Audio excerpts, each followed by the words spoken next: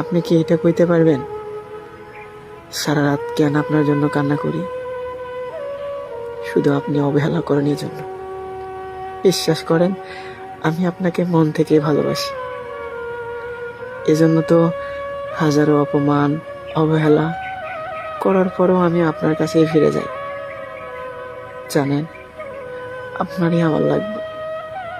আপনারে ছাড়া আমি আর কাউরে চাই না।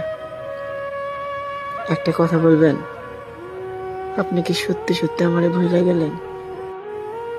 জানেন, যখন ভাবি আপনি আমারে ভুলে গেছেন,